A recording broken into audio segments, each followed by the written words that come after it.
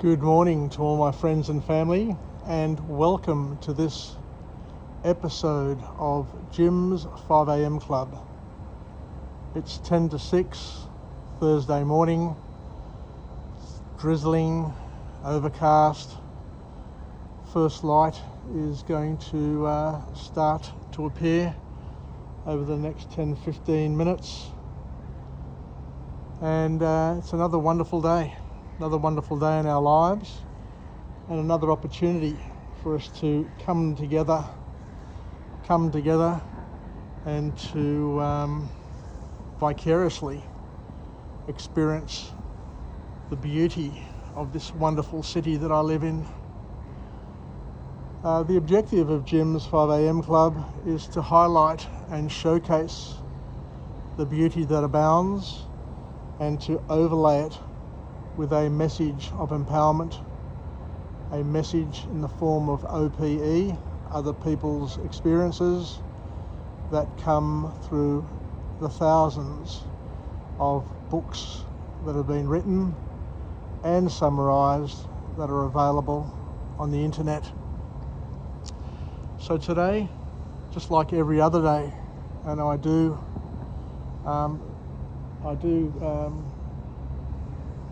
I'm amazed actually at how I've been able to consistently stick to it over the past couple of years. And today's book summary comes from a book entitled Keep Going. A simple message, keep going, by an author known as Klein. And it's a book that focuses on the importance of persevering, the importance of sticking to it, and just to keep the momentum going. And my friend John DeBassis, always tells me, just keep going, James, just keep moving, and things will work out and life will progress. And he's on the money with that. The author kicks off the book with a quote, an observation, where he says that yesterday is over, tomorrow may never come, there is just today and what you can do with it. We just have today, we just have this moment. We're all living and existing in a thing called the eternal now.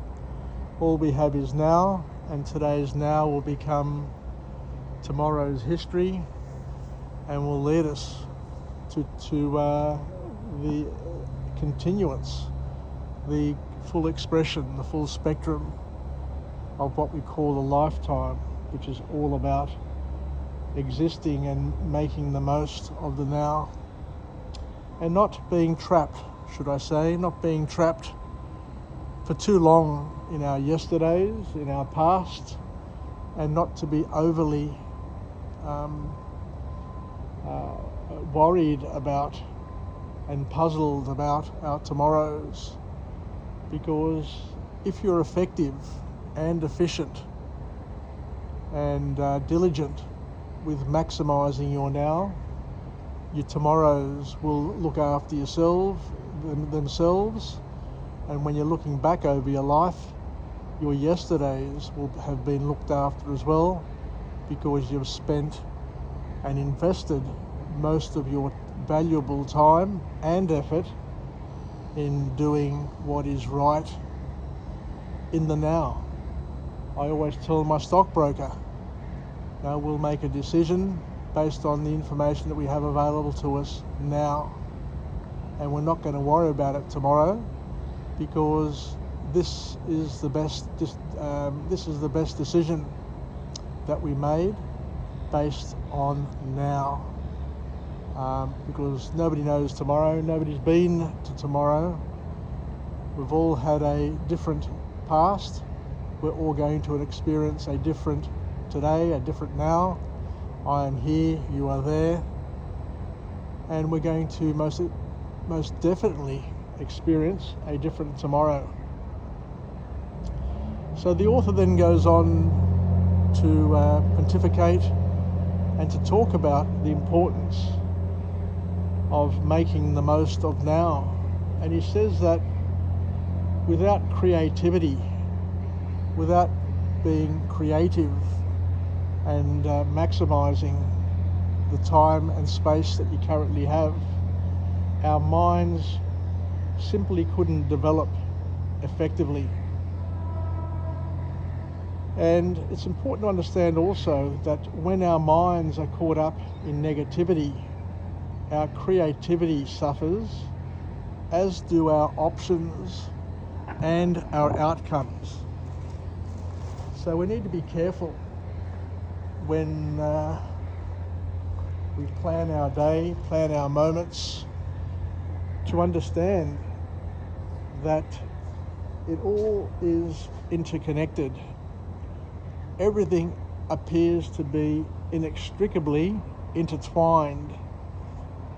And if you get caught up, if your mind gets caught up in negativity, it impacts your creativity, because your creativity freezes up and you impact your options and outcomes.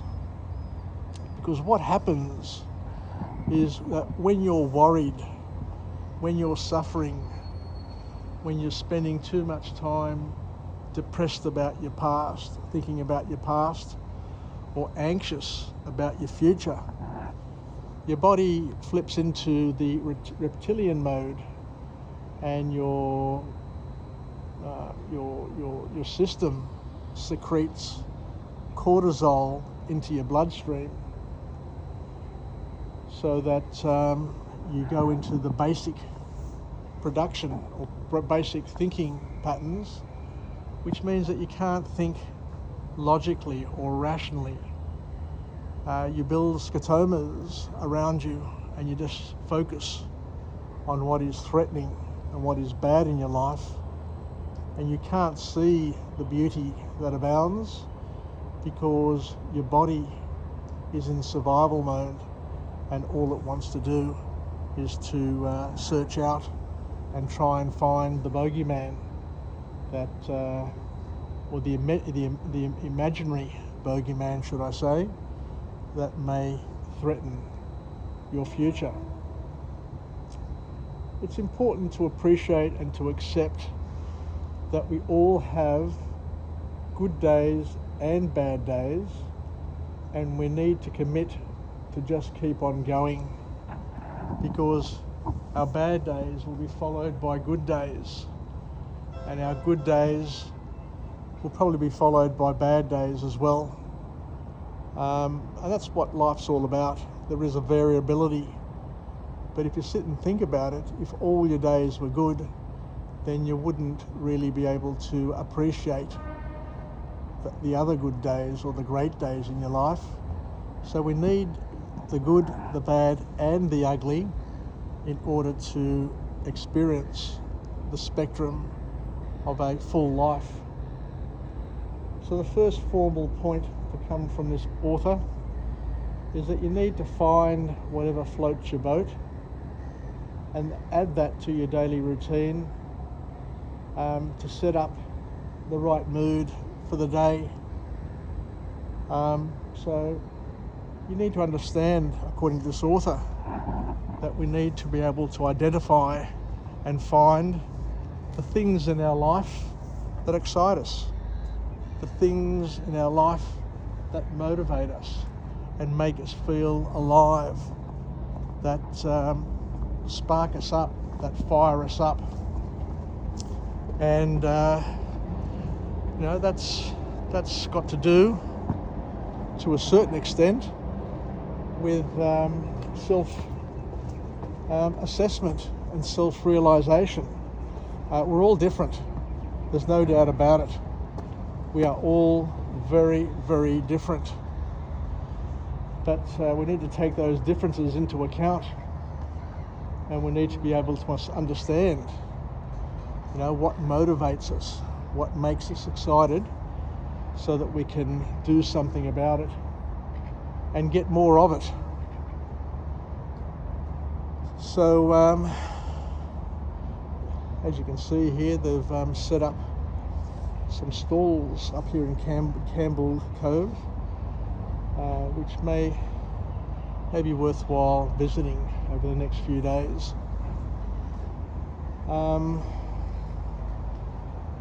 So the author here is saying you need to do things to float your boat, and believe it or not, I've come up the top here to this platform, but because it's still dark outside, I can't really read my notes, so I'm going to have to head back down to be able to continue the vlog.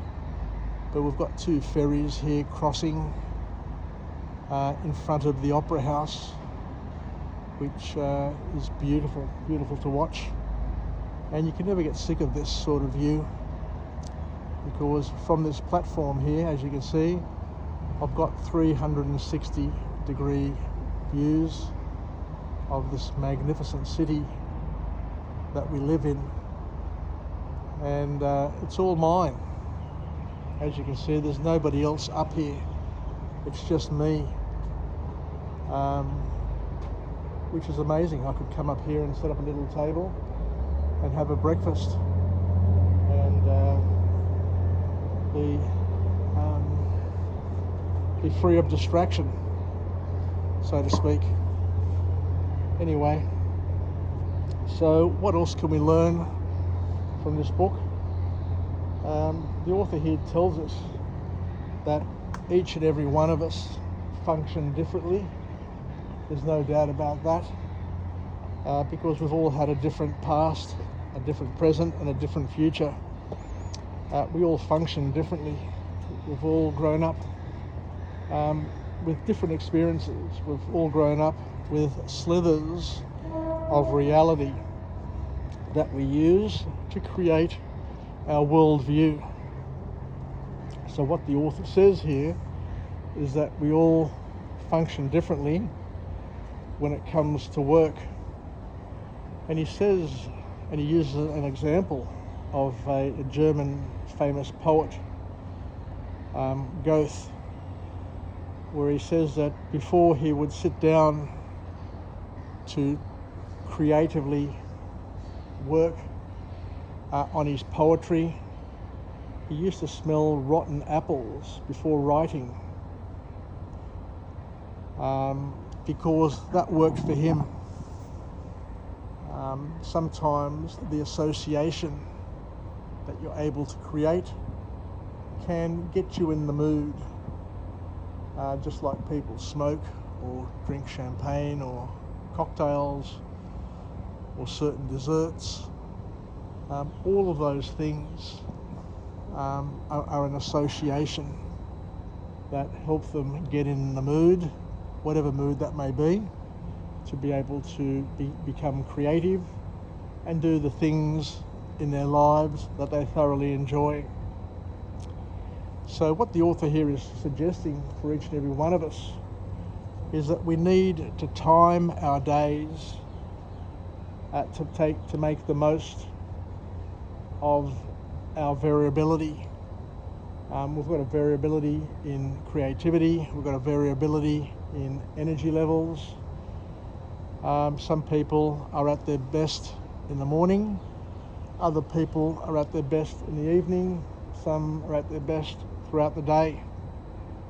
And that variability, that energy flow that we have, that creative bursts, comes and goes, is stimulated by activity, it's stimulated by smells, sights and sounds, and we're all different. So the call to action for each and every one of us is to try and identify what those elements are, those stimuli are that allow you to peak and be the best you possibly can, and do it through journaling. You may want to journal your feelings, you may want to journal various aspects of your life, the things that excite you, the things that float your boat, and as we said, use it to your advantage. Leverage that knowledge so that you can be the best version that you possibly can, and be able to be at your happiest and know when you're at your most resourceful. So scheduling, according to the author, is an important key that we need to be able to incorporate into our daily schedule. So we need to work, schedule our breaks, schedule our play, sleep, schedule our eating, and all of those things, when done together in a symphony, can bring out the best in each and every one of us.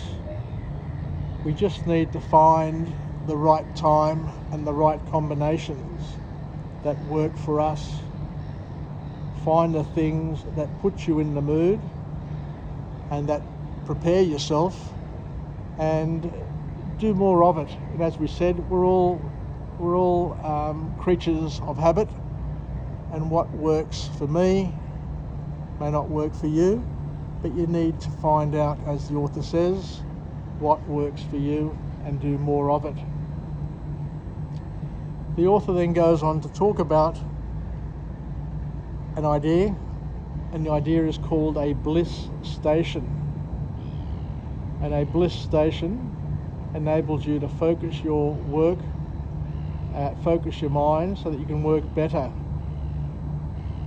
And this concept of a Bliss Station was developed by a famous writer known as Joseph Campbell. And it's interesting that I am in Campbell Cove at the moment, so I'll highlight that.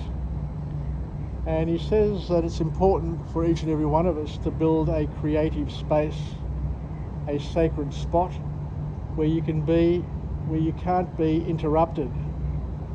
And it can be a place at home, or it can be a place elsewhere. And to have a particular time where you indulge that particular sacred space so that you can be at your very, very best, and to remove all disturbances. I remember reading an interesting book that talked about Thomas Edison.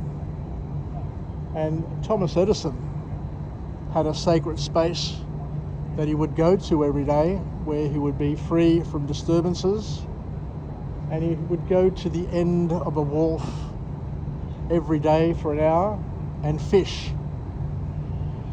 And he would go there because he knew that being at the end of the jetty there and fishing, he would not be disturbed by third parties.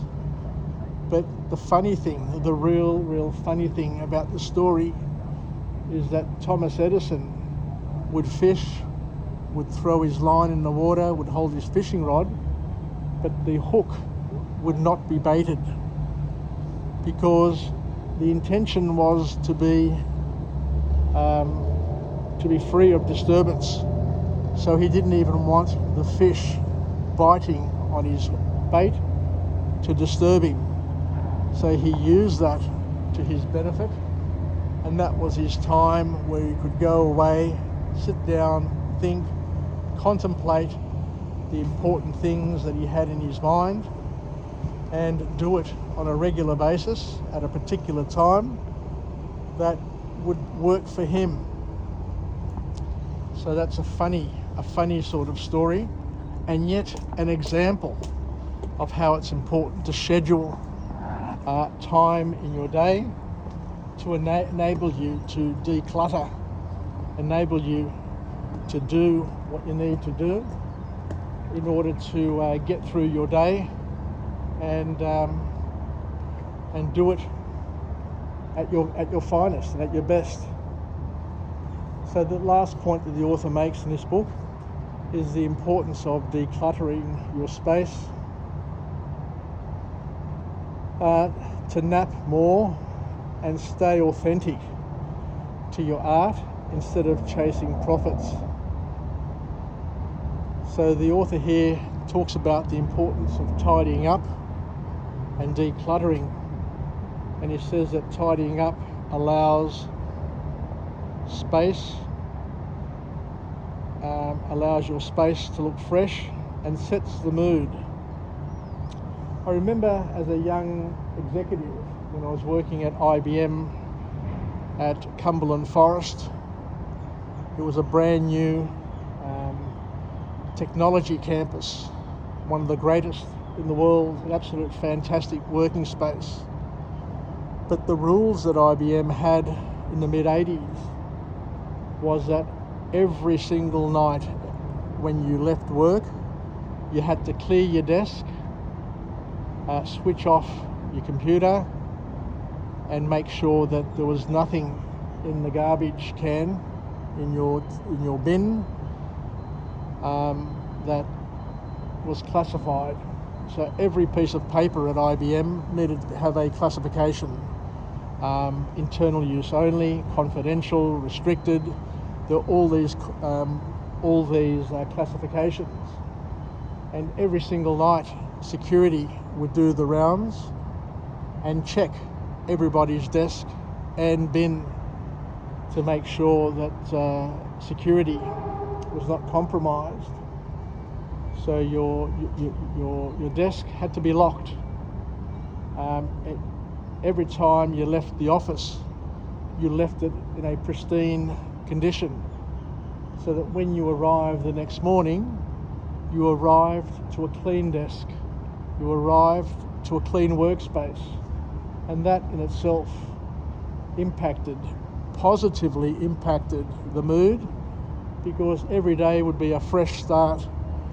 You wouldn't be coming in to an office with paper strewn everywhere, and it helped relieve the stress. I've got to tell you, it was a great principle of working, and this is where this author says that also that tidying up allows space to look fresh and sets the right mood.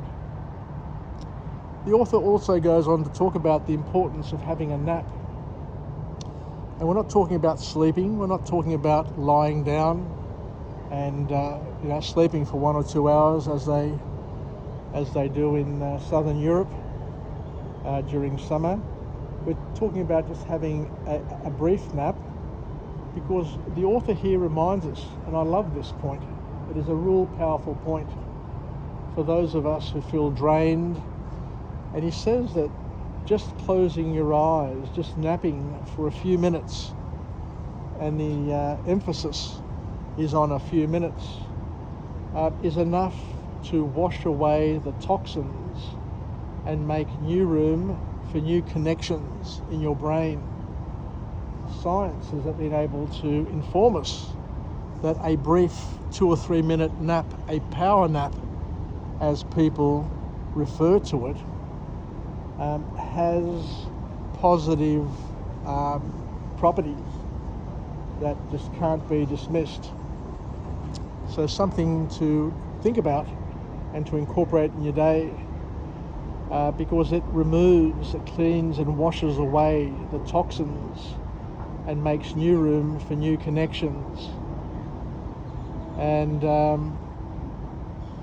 it creates a better environment for more effective synapses to occur in your brain and better connections. The author here reminds us not to chase the dollars, but to stay authentic to what you love, and joy will follow. And the bottom line that we've all learned over time in our lives is that money isn't everything. So sometimes we just need to do the things that we love doing and to focus on the things that bring us joy. And as the author says, by doing those things, joy will follow. Don't chase the dollars, chase the things that you enjoy doing, and by doing that you will be more fulfilled and probably have a better life, be a better person, and the people around you will also benefit. So thank you very much for joining me on this episode of Jim's 5am Club on this early Thursday autumn Sydney morning. It's not all that cold. The drizzle has stopped momentarily. which will give me enough time to head off to the station over there and head to work. But like most mornings, I kick off the day with a YouTube 5 a.m. club on Jim's 5 a.m. club, and today we went through an interesting book, a book entitled Keep Going by Klein, and we've learnt quite a few things. I just love it. I just love learning something new every day and being a life learner.